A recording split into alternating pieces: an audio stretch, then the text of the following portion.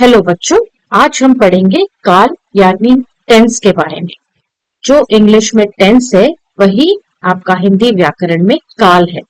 काल ये निर्धारित करता है कि क्रिया कब घटा या उसके घटने का समय, उसको काल कहा जाता है। क्रिया के घटने या करने के समय को काल कहा जाता है। काल के तीन भेद होते हैं। काल भूतकाल में होता है, वर्तमान काल और भविष्यत काल। अब आइए पढ़ते हैं भूतकाल के बारे में। भूतकाल यानी जो समय बीत गया है, पास्ट टेंस। जब ऐसा बोध हो कि क्रिया जो आपका वर्ब है घट चुकी है या चल रही थी तो उसे भूतकाल कहते हैं। भूतकाल के उदाहरण देखिए। पूजा ने पुस्तक पढ़ी, इसका मतलब पूजा पुस्तक पढ़ चुकी है। अमन परीक्षा दे रहा था, अमन परीक्षा दे रहा था। तो ये सब भूतकाल में हमें ये वाक्य उसकी जानकारी देते हैं। अब वर्तमान काल क्या है? जो समय अभी चल रहा है, प्रेजेंट टेंस, वह वर्तमान काल कहलाता है। यहाँ क्रिया के बार बार होने का आभास मिलता है। जैसे सुनीता नाचती है, चाय बन रही है। चाय कब बन रही है? चाय अभी बन रही है। सुनीता नाचती है, सुनीता कब नाच रही है? सुनीता अभी नाच रही है। तो ये वर्तमान काल के कुछ उदाहरण हुए। भविष्यत काल, दैट मीन्स फ्यूचर टेंस। जो क्रिया भविष्य में होगी वह भविष्यत काल होगा। जैसे भारतीय क्रिकेट टीम कल श्रीलंका के साथ खेलेगी। अभी तक खेली नहीं है, अभी खेल नहीं रही है, खेलेगी इन फ्यूचर, भविष्य में। शायद आज रात भी वर्षा हो।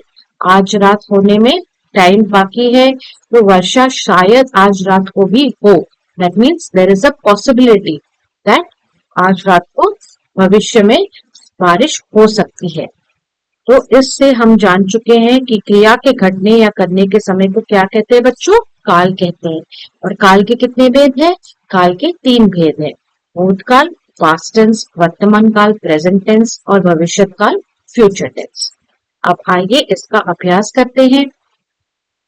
निम्नलिखित वाक्यों में काल पहचानिए और काल का भेद भी बताइए। अंकित नाटक देखने जाएगा। जाएगा मतलब अभी तक गया नहीं है, भविष्यत काल, फ्यूचर टेंस। महिमा पढ़ रही थी, अभी वो पढ़ रही थी मतलब पास्ट टेंस, तो भूतकाल। सोनू प्रतिदिन व्यायाम करती है। अब प्रतिदिन इज अ प्रेजेंट टेंस, ठीक है। तो प्रतिदिन व्यायाम मतलब ये रोजाना काम जो है ना, ये आपका वर्तमान काल दर्शाता है। इसीलिए सोनू प्रतिदिन व्यायाम करती है, वर्तमान काल। शायद कल और ज्यादा सर्दी होगी। शायद कल मतलब टुमारो, कल, फ्यूचर में, इसलिए भविष्यत काल। अजीत हमेशा पढ़ता रहता है। हमेशा पढ़ता रहता है मतलब ये है आपका वर्तमान काल। वाक्यों को कोष्टक में दिए निर्देशानुसार बदलिए। जॉनसन तैर सकता था। अब ये कोष्टक मतलब ब्रैकेट में, इसमें है वर्तमान काल में। तो इस सेंटेंस जॉनसन तैर सकता था को हमें वर्तमान काल में, दैट मीन्स प्रेजेंट टेंस में बदलना है। जॉनसन तैर सकता था आपका भूतकाल में है, उसको हमें वर्तमान काल में करना है। तो जॉनसन तैर सकता है आपका वर्तमान काल हो गया, प्रेजेंट टेंस हो गया। हेमा पत्र पढ़ रही थी, ये आपका भूतकाल में है, इसको हमें भविष्य काल में लिखना है। हेमा पत्र पढ़ेगी, जब वो भविष्य में पढ़ेगी तो हम लिखेंगे हेमा पत्र पढ़ेगी। अब तीसरा, उसने एकांकी प्रस्तुत किया। उसने एकांकी प्रस्तुत किया, भविष्य काल में हम इसको बदलेंगे, वह एकांकी प्रस्तुत करेगी।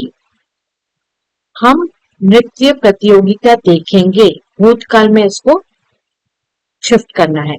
हमने नृत्य प्रतियोगिता देखी।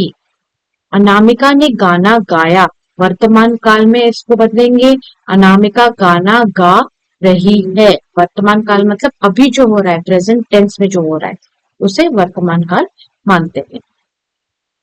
आप बड़े होकर क्या बनेंगे, एक चित्र चिपकाइए और कुछ वाक्य लिखेंगे। तो ये आप खुद करेंगे बच्चों।